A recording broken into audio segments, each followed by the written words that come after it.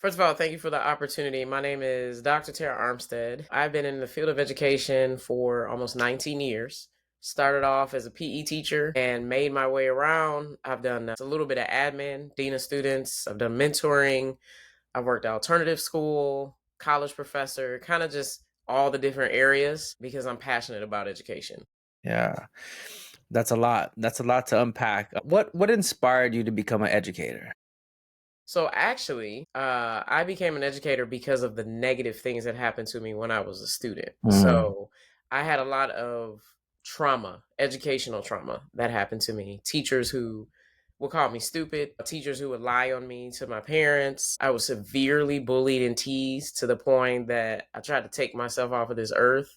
And mm, so all those experiences that I had, instead of me trying to get back in the field to kind of retaliate, I got back in the field to protect future generations of students. So I want to make sure that through those life experiences, no child ever has to go through the same thing that I did. wow, wow. Can you talk a little bit about that? Like some of the things that happened with these teachers? So my first traumatic experience that I can remember was third grade. I was at a Catholic school. I grew up in Michigan, so it was in Detroit, and the teacher let us all in the line like they normally do to go use the restroom, and I didn't have to go at the time, so I didn't go. And then I went back in the classroom and asked to go to the bathroom. She would not let me. I kept asking her, like, it's an emergency. I got to go to the bathroom. I can't hold it. She wouldn't let me. And so I ended up using the bathroom on myself. All the kids are making fun of me. And then she called my parents and told them that I had chose not to go, and then I got in trouble.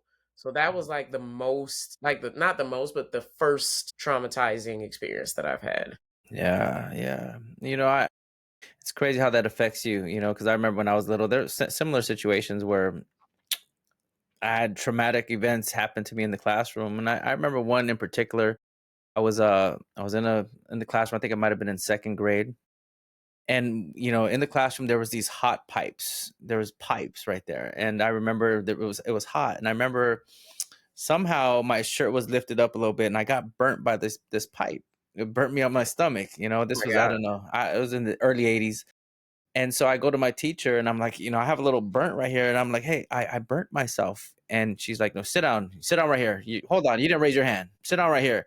So I'm sitting right there, like burnt, like, oh my god, like I need to go. And she's like, no, hold on, you interrupted me. I'm right here. And I had to sit there, and I'm like, oh my god, she's really not paying attention. She's really not paying any attention. She don't care about me, or I'm hurt. And I interrupted her lesson. That's what happened.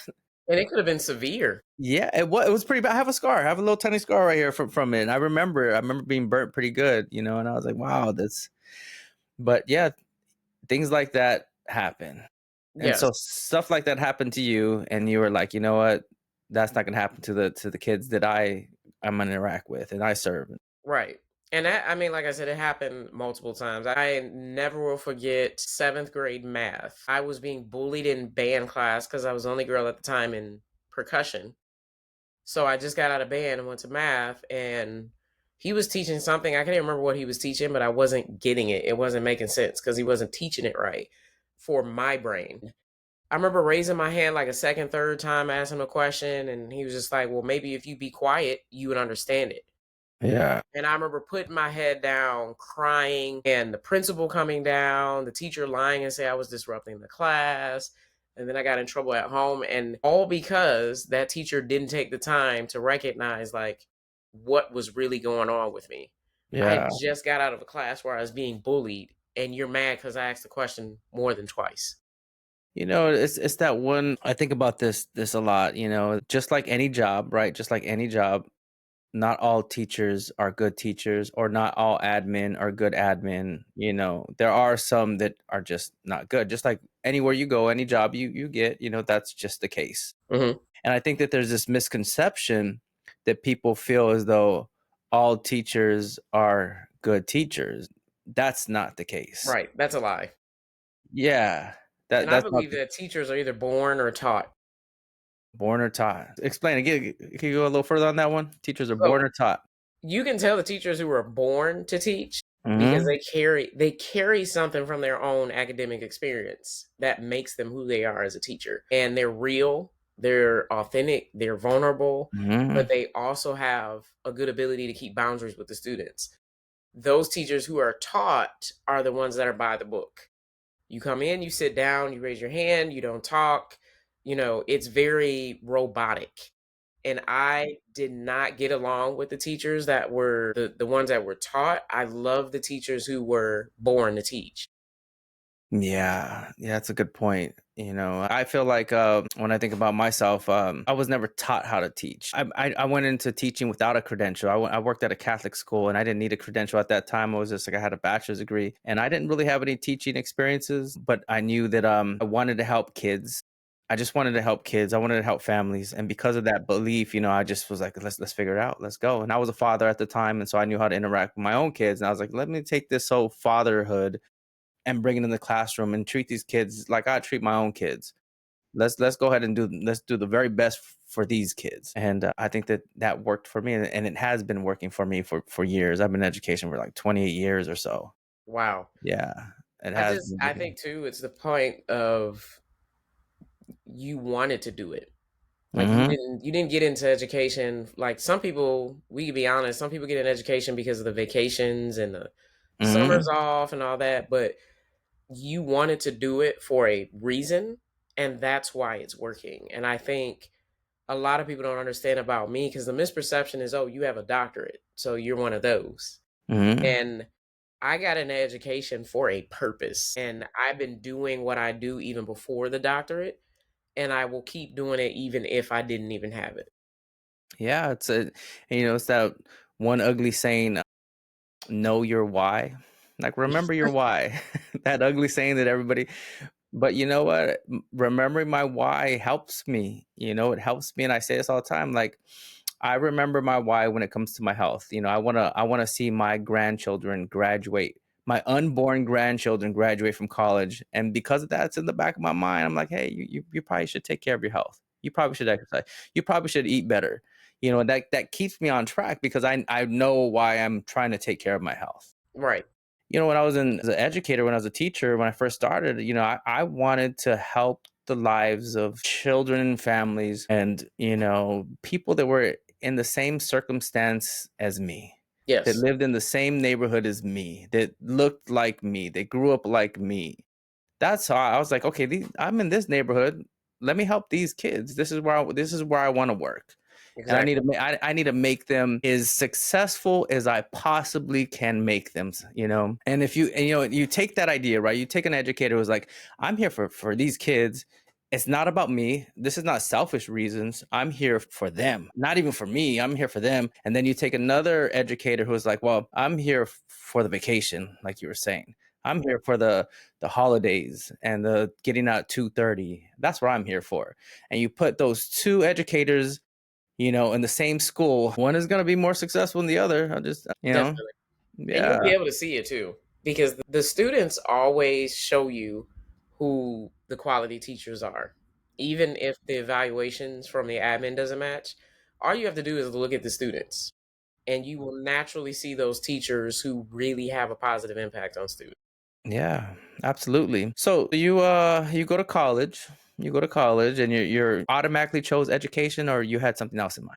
No, I actually wanted to, when I originally went to college, I wanted to be an anesthesiologist. Hmm. And the only reason I did not go that route is because I got to inorganic chemistry and realized that I don't want to do all that. So I struggled actually because I was like, oh, I'll just be a biology teacher in high school. Didn't really like that. And it wasn't until probably like my junior year of college that I said, I want to do something that I will enjoy. And so I've always been like an athlete. So I went into phys ed, and that's where I started out in education. You're a P teacher. Yes. How was And every that? student did not like me. Why not? Why didn't every student not? You made them run. You made them exercise. What was Right. it? So Yeah. that's part of it, but also it's because I'm not like a traditional teacher. Like I don't go by the book all the time. So like I taught a lot of life skills through sports. Hmm. And so some kids come in there and they want to be the super athlete of the elementary or middle school, but Hmm. then they're like, "Dang, she's making us work together." with people that we don't like or that we don't really talk to. I can't be the ESPN highlight reel. I have to get everybody else involved with it. So some of the kids didn't like it because it wasn't just typical PE. See, but you're teaching life skills. Like you're not always going to be paired with people that you like, or you need to learn to communicate with other people besides your friend group. Like you were teaching some real stuff that they weren't ready for, I guess. They probably didn't even realize it at the time. They're probably now in like high school and college, like, oh, that's what she was doing. Yeah, yeah. So how long were you a PE teacher? How long did that I last? was a PE teacher for 14 years. Yeah. And That's a good. I stopped because I tore my ACL on the job. So after that, Okay. I was like, okay, I think I need to sit down for a little bit. How long was that surgery? That ACL surgery? I actually didn't have to have it. So Lucky, I had a lucky. grade, I think it was a grade one or grade two. I can't remember the difference, but my ACL didn't completely Okay. rip apart. So Yeah. I just rehabbed it a lot and wore a brace. But now in my 40s, I definitely know that I tore the ACL.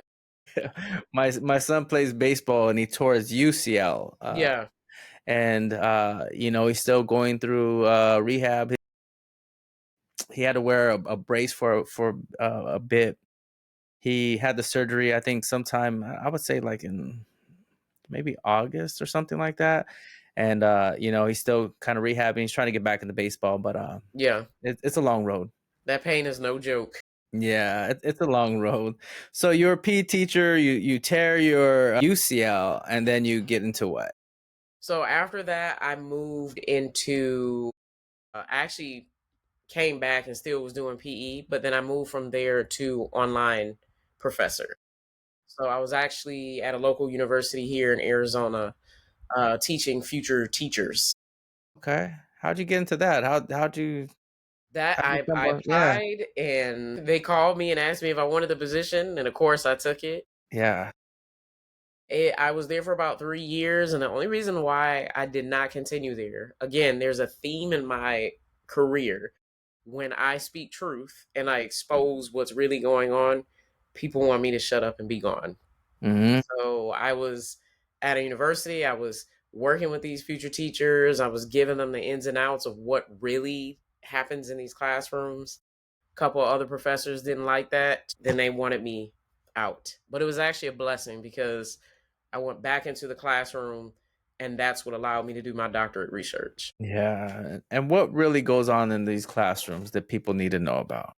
First of all, there's a lot of, as you probably know, there's a lot of like verbal abuse that Hmm. goes on, whether that's from the student to the teacher or the teacher to the student sometimes. There's a lot of things that happen at home that impact academics that we cannot control. And Absolutely. so when students come in, they're not sitting in the desk, they're not perfectly quiet. And as a new teacher, I wanted them to understand not to internalize that, not to think that, oh, these children aren't listening, they're all over the place, it must be me, I'm a bad teacher. But to understand there's certain things that we cannot, we can't change it. We can't control what goes on at home. That's a good point. That whole you can't control what happens at home. That's a huge point because you got people on both sides. You got people on one side saying these students should come equipped. They should know what to do. They should come equipped with respect, good character, the emotional intelligence. They should come equipped.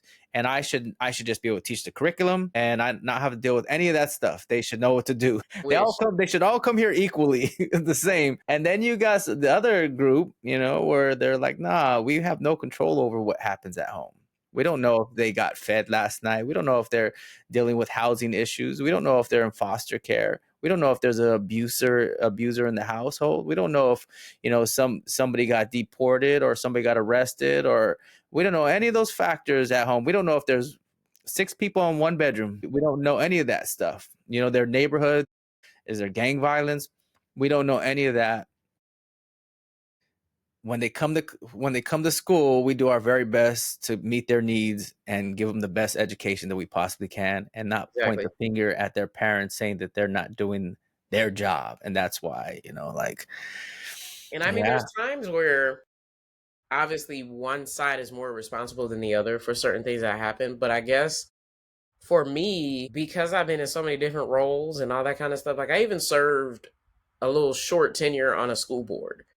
And when I was on the school board, the reason why I ruffled feathers was because I was able to show the public what actually happens within the district and with teachers, and for them to not blame us, but to look back at themselves or the entire district and say, okay, I don't like this. What can I do? And I Mhm. think that made people mad because I don't spend time sitting here saying, "Oh, parents, you need to teach, you need to do this, and admin, you need to do this, that, and the other." It's like these are the problems we have. We all need to do something because I have students who are homeless. I have students who are basically raising their younger siblings. I have Right. students that aren't eating, but why would I let that be an excuse as to why I can't do the job that I know that I was called to do? Mhm. Yeah, absolutely. I have on my social media, I feel like I get into a little back and forth with people about that same situation, about how, we don't have control over that. We just don't. And so what if a kid comes to your classroom that doesn't have the emotional intelligence as maybe you'd like? Do you not teach them? Do you treat them differently? Do you What do you do? Do you send them out all the time? What do you do? Like what are you gonna do? And my thing is like you treat them like they don't know the skill. Let's teach them the skill. They don't know about respect, or let's go ahead and put them in situations where they have to learn how to respect. Let's put them in situations where they have to learn how to, I don't know, control their emotions, learn about teamwork, learn about good communication. Let's teach them these skills if they don't have these skills. Yes. That's what I believe. I also think too, like teachers have to embody what they are expecting from students because I've worked with so many teachers who they expect respect from students, but they don't even give respect to students. And I'm big on I'm a stranger to your child at the beginning of the school year. So I don't expect them I don't demand that they respect me. I think me personally, I need to give that to them first so that they can trust me, and then that's where that avenue is opened up. But if I don't embody my own expectations, then how can I sit here and try to hold kids accountable for what I'm not even doing? Absolutely. That's a good point. That's a really good point. And I don't know if most of people under a lot of people don't understand that, like you have to give respect to earn that respect. Right. You don't know me, and why would you even respect me if you don't really even know me? Exactly. Yeah. I'm about earning that respect as well. And I feel like the easiest way to earn respect is you just keep a safe environment. If you could Yes. keep a safe environment and hold students to high standards, let's just start there. Safe environment, hold students to high standards, then you're gonna be okay. You don't have to. There's no magic handshake. There's no like, all this rah rah stuff. You don't have to be the funniest person. You don't Right. have to be the most charismatic. You don't have the. You don't need any. You don't need charm. You just let's keep this room safe here, and then I'm gonna hold you to high standards, academically, behaviorally. I'm gonna hold you to these standards. The kids will respect that. They'll respect that. But if you lead with you're doing the whole rah rah stuff and you're not holding this, you don't have a safe environment and you're not holding students to a certain standard, they're not going to respect that. They might treat you like a friend, like a buddy, like we're peers, like we're the same, Right. and then you've lost the classroom. You've lost it already, you I know? see it happen every school year. Exactly how Yeah. you described it. Yeah, so it's all about let's keep that safe environment and I'm gonna hold you to a standard of academically and behaviorally. And then as time goes, we'll figure each other out. You'll learn about me and I'll learn about you, and then we could talk about other things. But starting out the gate, safety and a high standard, you know. I also say this, like you always you have to demonstrate love in the classroom as well. I feel like you have to demonstrate, and I always say it's the biblical type of love. Hmm. Like love is patient, you gotta be patient. Love is kind, you gotta be kind. Love doesn't hold grudges. You're not holding grudges against these kids, Right. right? You do that kind of stuff. Now you're really cooking. Now you're really cooking. Now you're like at a whole other level. You're like, okay, I've did the base level. Now I'm demonstrating love. Now I could just look at a kid and they just listen. I'd be like, hey, I need you to stop doing that. And that's all you got to do, because the kid understands. Oh, Mr. Vergara respects me and he wants the best for me and he cares about me. Right. I think I should stop. And they stop, right? And then the last cherry on the top for me is you boost their self-esteem and you celebrate their wins. You celebrate their wins and you're like, hey, good job. That paper that you wrote the other day, that was a really good paper. Oh, thank you. That the test score, you went from a 75 to an 80 now. You're doing better. You just boost their self-esteem. That's it. That's it. And it's, I feel like that it should come natural. Like you should keep a safe environment. That's If you're easy. called to it, though. If you're called to it, right? If you're not called to it, I guess you would be looking at the manual of how to, I don't know.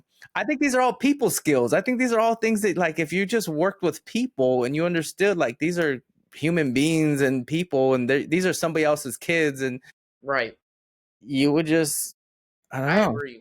I agree because I kind of feel like I don't know like if they gave it to you, but I remember the Harry Wong the first 100 Days of School book Hmm. or whatever it is. I remember everybody getting that when we were graduating, and I think like I was one of those that was just like I'm not reading this because I get it, but at the same time, kids are gonna be able to sniff me out. They're gonna be able to tell that I read a book versus just treating them like humans. Because the Hmm. only difference that we have from students is we're older, we have more life experience. But some of my students teach me stuff that had I not opened that safe space up, I wouldn't be able to have that skill as a teacher. Yeah. Yeah. I mean, I have these conversations with kids, and it's all about respect. It's like, if they come to my office, it's about respect. Take a seat. Sit right here. Let's talk about it. What happened? Tell me what happened. It's not me coming to some sort of conclusion like, oh, you're the bad kid, and I'm going to raise my voice and look all tough, and I'm going to try to scare you into none of that. It's none of that. It's like, what happened? Tell me what happened. Why did you do that? Oh, it's because I did. Okay, was that wrong? Should you have done that? Could you think of a different way to handle that same situation? Oh, I probably should have done this. Oh, okay. So what harm did you create? Oh, I did this, and that. How are you going to repair that harm? Okay, we're going to do that thing. And I always say too, every time you come to my office, I always call parents. I just want to let you know I'm going to call your parents, and there are consequences for what you do, just so you know.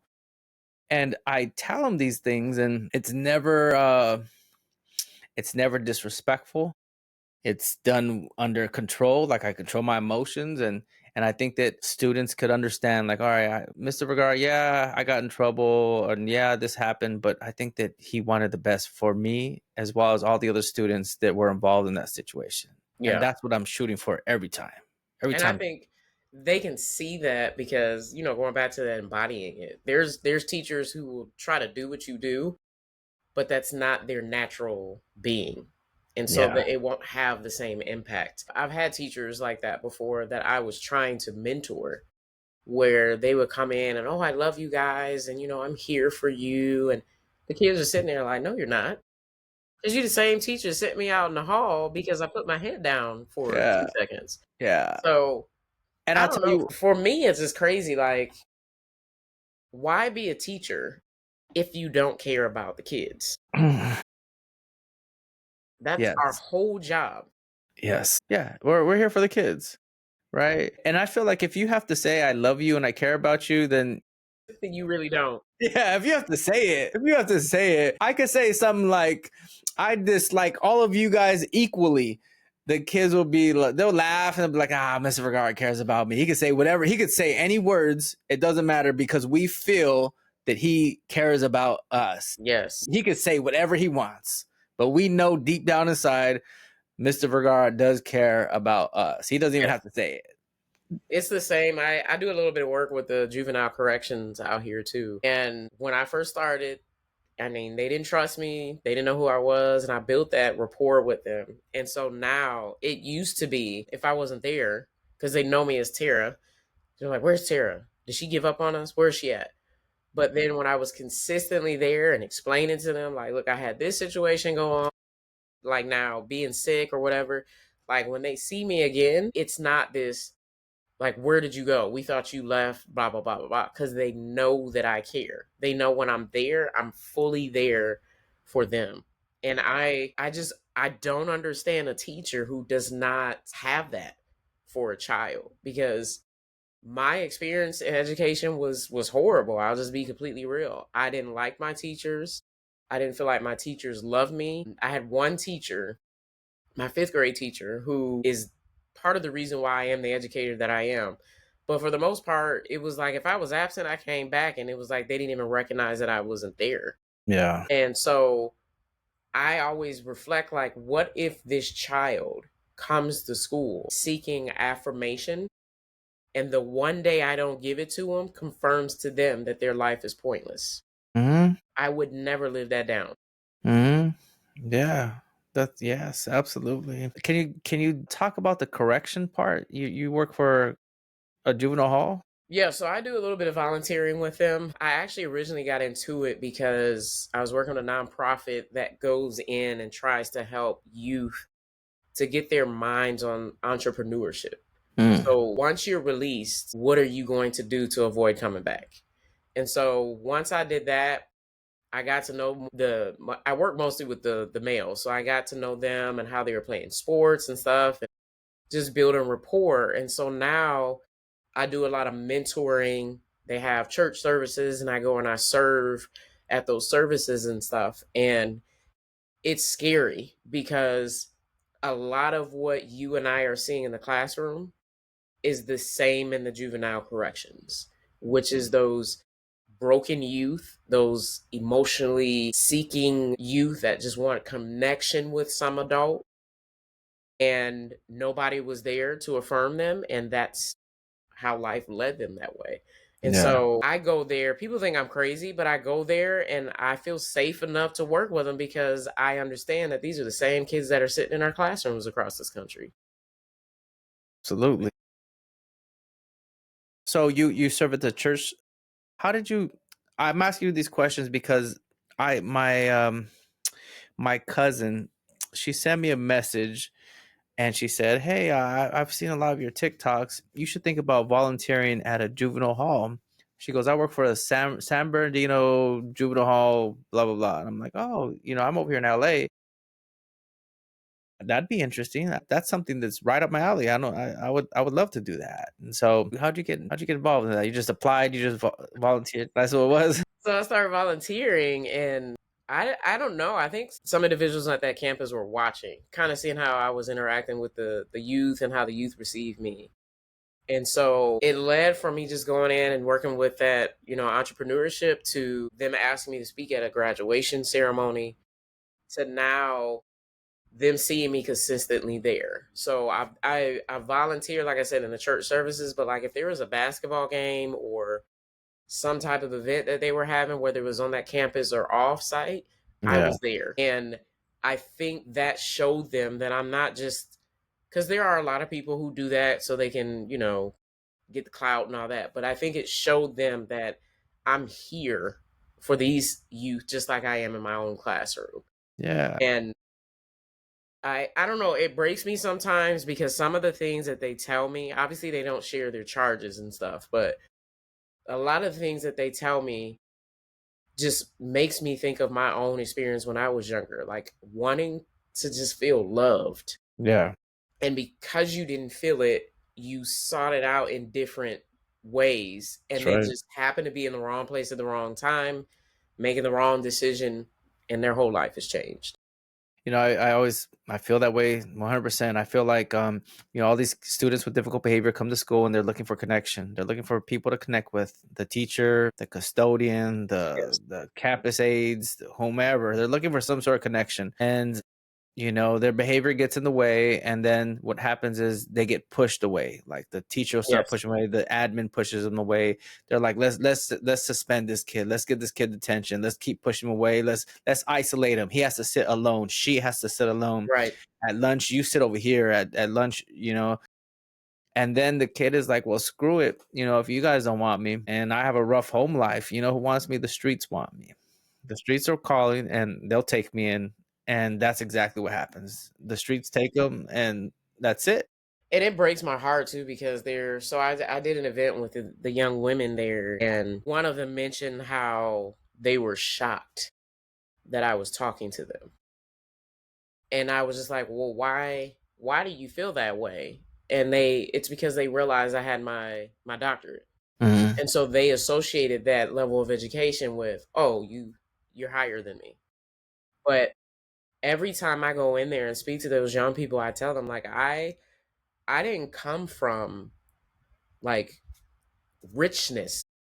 Like I grew up with both parents in the household, but it came with its own struggles. Like Mhm. my even as an adult now, I struggle with rejection. Like that's one of the things, like even when I feel that way, it's part of the reason why I fought when I was a kid. If I ever felt like somebody was rejecting me, my first instinct was to fight. So when I sit with these young people who are incarcerated, it's not about I'm here to save you.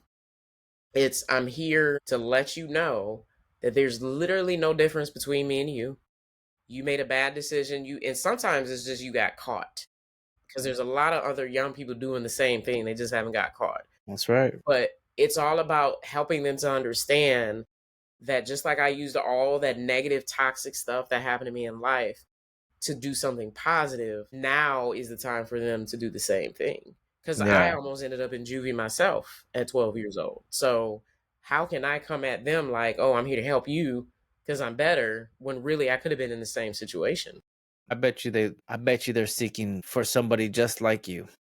They just want somebody that meets them at their level and loves them and cares for them and supports them, and that's all that they really need, you know? Yes, And they didn't get it. They didn't get that in school, and maybe they didn't get that at home, and they're seeking for it. And I think that that's what everybody is really seeking, is to find your space in life where you feel like loved and cared for. And this is my spot, and I feel good here. People are gonna take care of me. your Yeah, tribe. yeah, that's tough. It's hard, like I said, it's hard going out there some days, but I think, and I tell a lot of people I know out here in Arizona they need to volunteer because I think what really helps young people to not return to juvenile corrections is, of course, when they get that connection, but when they recognize that just because they're in this situation now doesn't mean they're always going to be there. I think when that clicks and it makes sense when they get out, they recognize, okay, that was a mistake in the past. It's not who I am. It's just what I happen to do at the time. But we don't even do that in the classroom. So Yeah. How important is building relationship with students, especially students with difficult behavior?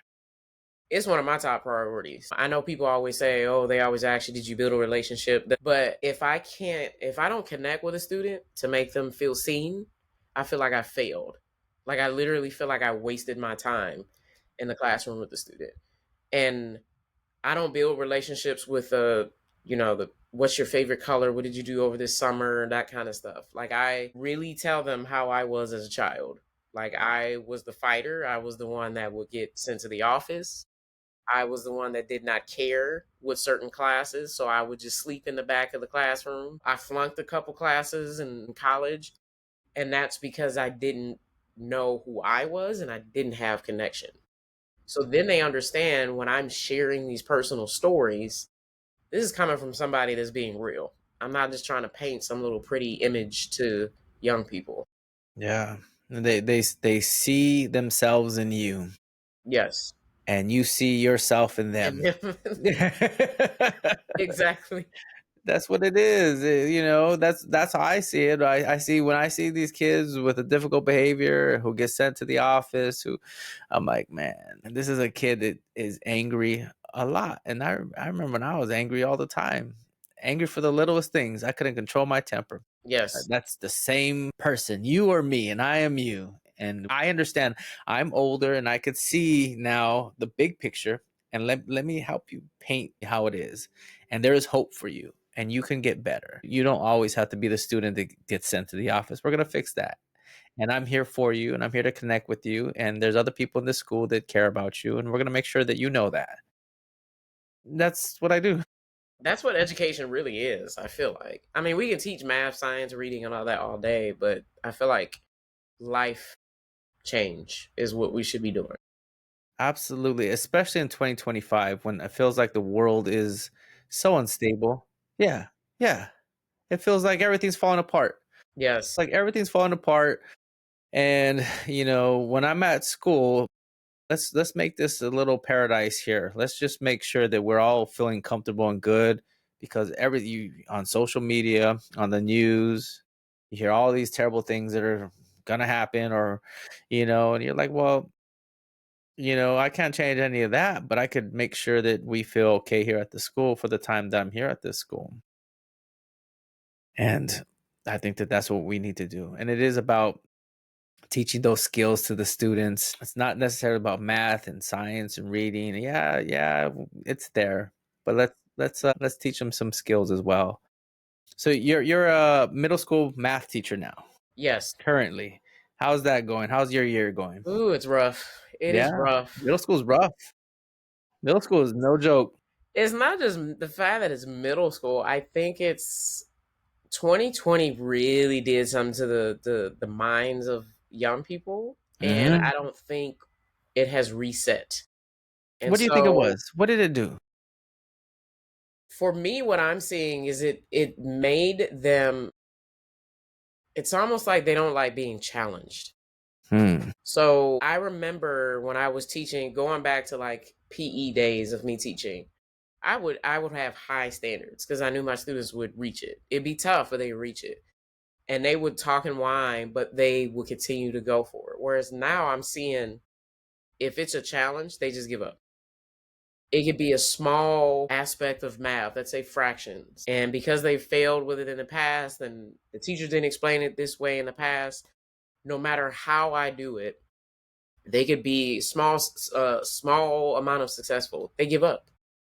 And so I see it in other subjects too, whether it's math, ELA, or whatever. And so it makes it difficult to try to catch up students right now Hmm. when there's this whole aspect of I don't like being challenged. And I think that was because they could just close the laptop. Up, I'm done. I don't have to do school anymore. Yeah, yeah. I mean, when I think about COVID, it did something to the adults as well, because Yeah, like there was a whole time, a whole year where you didn't have to go to work. There was a whole year where you didn't have to go to work. You did work on your computer and you were able to be in your pajamas at home. You're able to, have a slower morning. You were able to hit the gym, or I don't know, you were able to do things right. differently. And I made it to a point where, like, okay, I'm here at the house. I was a dean at the time. I was a dean on online, so that was weird.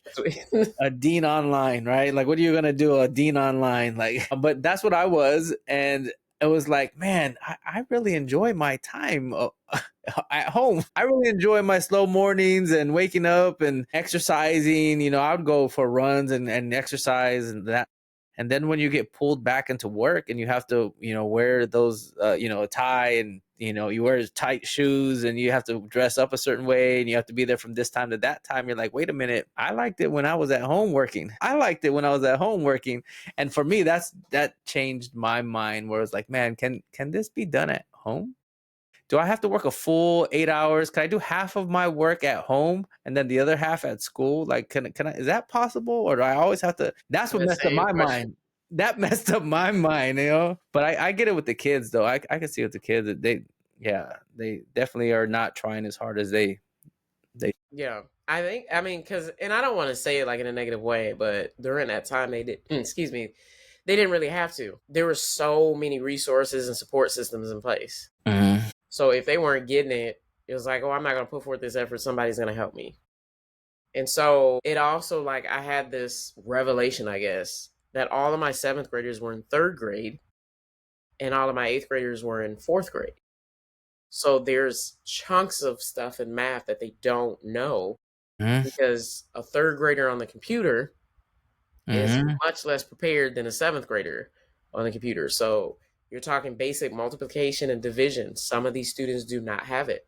Yeah. And so, I mean, that's why I spend so much time trying to build that relationship with them Yeah. so that when they do start struggling, they can feel comfortable enough to say, "Hey, I'm not getting this. Can we slow down? It's not making sense."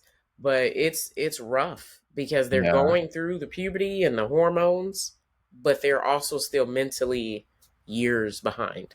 I mean, If you were a third grader and you're going on the computer, and let's say you and you had like four siblings in the same room with all computers, and you guys are all trying to go through Zoom, and maybe you're left home alone, maybe you're just there trying to get through it, and you would have a really difficult time. There'd be lots of learning gaps. Yes. What's crazy is that if you take a family where they're fortunate enough to have somebody at home to get them through the lessons, then to take time, like, hey, let's go through this work. Let's teach you the multiplication. That's your lesson. Let me go ahead and sit with you and go through it. I could see those type of kids thriving, but that's not your typical situation.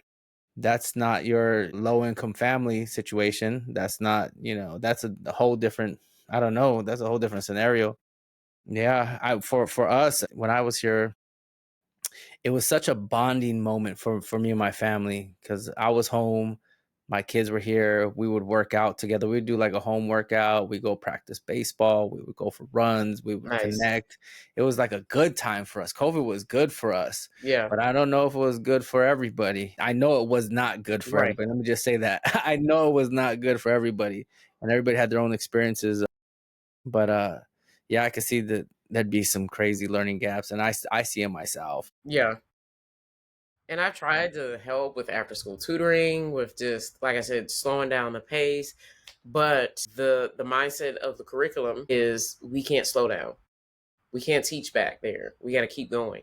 And it's rough because in a few years these kids are going to be in high school doing Hmm. algebra, but now they're struggling with stuff because they didn't get it when they were in third and fourth grade. Like I feel horrible trying to push them forward. Yeah, and it's hard to fill those learning gaps. Oh, yeah. It's extremely hard to fill those learning gaps. I could see that at every school that I worked at. I worked at two different schools over this COVID time. Well, actually, when COVID happened, I was a dean of students. Then I moved over to another school, and I was assistant principal for special education. Then I moved to another school. And during that whole time at three different schools, I definitely see all the learning gaps and kids struggling, and it's been rough. And I think too, one of the things I'm getting tired of with people speaking negative about education, I don't know about you, but they're talking about the behavior of students getting worse and worse and worse, not realizing that that's a product of those learning gaps in certain situations because they feel incompetent. They feel like they can't be successful. So instead of focusing on the fact that they can't be successful or they're failing, they're in a way screaming out through their behaviors to get everybody else distracted from that. And Yeah. so I get irritated because I get it that there's behaviors that irritates me, it drives me nuts. But why are we not looking at the root of that and solving that so that those things will come down? Because a student who is confident in their success and their capabilities, they are not going to behave out of pocket because they are proud of the work that they're doing in the classroom. Right. That's right. So how are you guys addressing that over at your school? At my school, I'm going to be honest, I don't really think it's fully being addressed. I got a new admin this year. And I also think, too, there's just like with other schools I've been at, there's fear Yeah. of the parents. Because certain things, if you address that, there's certain parents that are going to be triggered by you saying that your child needs additional support. Hmm. But I think at the end of the day, I kind of call it like we're trying to put the baby asleep with the alarm on. You're trying to say that students are behaving this way, they're not successful academically, but you're not looking at the root cause. You're not addressing the things that are impacting that. Yeah. If a child is not able to do math and you're trying to push more math down their throat, but then you also see that they're on a lower reading level, let's address that reading deficit because you can't do math if you cannot read. Mhm. But we keep focusing, and this is as a whole in education, we're focusing on the big problem and not looking at the root. And so Yeah. that's why it's like crumbling right now. Yeah. And we're just like this locomotive, this train that just keeps going. Right. This train that just doesn't stop for anything. It's like we don't have time to fill those gaps. We don't have time to do all those things that you're talking about. We just gotta finish. You gotta get the year, do the curriculum, get to the next chapter, do the next unit. Like it's and I don't know, man. That's a bigger picture thing. That's a bigger picture thing that, we can't solve here on this podcast, or, Right. that's something above our pay grade, but it just and this is nothing new. This is the fact that you have to go on to the next unit, the fact that you have to keep moving forward, and I don't know, that's just something that's always been around. Yeah. I just try my best so that the students know that your grade and test scores don't define who you are. That's a good I point. have students who they freak out when they don't have an A or a B. And I keep Yeah, trying to explain to them again, real life experiences. When you apply for a job as an adult, they do not care what your grades were. that's right. They don't care about your GPA and all that. They want to know, do you know your stuff and what is your character? Do you Mhm. have morals? That's And right. so I want them to know that at a younger age so that they don't make the mistake that I did. Like I was one of those that tried to get perfect grades. And if I didn't get it, I was like, oh, I'm stupid. Yeah. And so being where I'm at now, I'm like, they don't care. Some people don't even care about my degree. They look at it like, are you a respectful person? Do you care about the kids? Are you willing to stay committed? And so that's what I try to do with the students because yeah, you have these learning gaps, but at some point in life, you're gonna get caught up and it's gonna make sense. Don't get stuck on I'm not here right now. But I do believe that we need to slow the pace overall in education because the faster we keep pushing, the more that we are stressing these young people out. Yeah. How do they respond to the things that you say like that? Like, when you tell them those things, how do they respond to it? The students, it's almost like you can see them take a breath of fresh air because they recognize that you don't need to be this perfect person in this math class. If you get a C and you tried your hardest, that's all I care about. That's all your parents care about. But Yeah. if you literally come in here and you just give up, you don't do anything at all, then that's the problem. Because life is hard, life sucks, but you cannot give up. And so the students love it. Coworkers over the years have not. I'm always one of those educators that, again, once I start speaking truth and exposing things, people want me to shut up and be gone. But I can't do that because it's not about me. It's about these young people. Yeah. What you keep saying that, like, that people want you to be gone, and what is it that you're saying? Like, I everything that you said on the podcast right now, I agree with you 100%. I'd be like, yeah, that's right. You're right. The things that you're saying is right. And I feel like you're not saying anything that's really controversial or anything like that. You just, Well, I have a tendency of not being a yes woman. there you go. And the first situation where I really got ousted for that is I had this third grader. This was prior to COVID and all that chaos, and he was continuously getting in fights at school all of a sudden. And teachers would send him out. He was suspended in school, out of school, still same exact behavior. And he came in my PE class at the time, and maybe like 20 minutes in the class, he started an altercation with another student. So a lot of the teachers are saying, I should write him up and all that, but I want to know what the heck is going on because this is abnormal behavior. So I let him go in my office. I told him just don't break anything. You can go in there, lock the door, and then come out later. Long story short, he sat down and talked with me and let me know that a couple weeks ago he had lost his mother. And the way that he had found out, his father had told him and his siblings, we're going to go visit your mom in the hospital, but she was already deceased. Wow. So when they walked in, that's how they saw Wow. their mother. And the kid that he got in an altercation with was telling him, he said something like, your mom, or I'm going to That beat was you it. up so bad. And that was the trigger word. And so a lot of teachers wanted me to still get him suspended. He still had his consequence, but I was like, you don't suspend the kid for that. You have a conversation and let them know, I get why that made you angry, but these students don't know that. Yeah. So you got to be able to express that. That's right. Let's provide you with the right resources. Let's Right. connect you Those with the skills. right people. Let's do that. Let's give you the you need counseling. Let's see. Let's talk to your dad and see if we could set that up, some Right. counseling for you. That kind of stuff.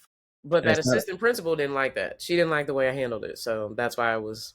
pushed out. That's funny, that I feel like that's the old school mentality. Like let's not listen to what they have to say. Let's suspend them. Let's get them out. That kind of deal. And it's like no, there's a reason. There's a reason why this is happening, and let's find out what that reason is, and let's try to help this student instead of just writing them off. Because again, once we write these students off, like this is a student with difficult behavior, that's when they're like, nobody cares about me here. Nobody cares about me here. You know what? Let me just the streets are calling. That's what happens. And they get to middle school, the streets are calling. The high school, yeah, it's in the high school, it's in the middle schools as well. Yeah. Well, if they by the time they get to 8th grade, it's set in stone to me, is what I see. High Yeah, school, they're already deep into it. yeah, And that's why I think we need to start at younger ages. But yeah, I've had situations like that. I had a situation where students were in 8th grade. I was a mentor at the time, and they wanted a 8th grade promotion shirt. Went to the district. They said, no, we don't have the money for it. So I got my friends together, made them a shirt, gave it to them. District didn't like that I did that because they felt that I went behind their back. But my thing again is, why don't we sacrifice for students more than we do adults? This is their education. This is their lifeline, so to speak. So if they are in this place from 5 years old to teen, and they're conditioned that their voice doesn't matter and their opinions don't matter, why are we shocked when they get out in the real world and they have that same mentality? yeah. That's a good point. We're coming toward the end of the podcast right here. And this is student teaching season, right? You got all these student teachers in these classrooms that are, working for free, right? They got to do student teaching. What are 3 tips that you would give to these young educators who are trying to get in the field of education and become teachers? First piece of advice I would give to them is to try, before you take a certified position, try to get experience in both gen ed and alternative ed. Because what you will find with alternative ed is that some of those behaviors is communication that you are going to see in a gen ed setting. So if you can go in an alternative ed setting and you get a strong sense of classroom management, you can just translate that into that gen ed.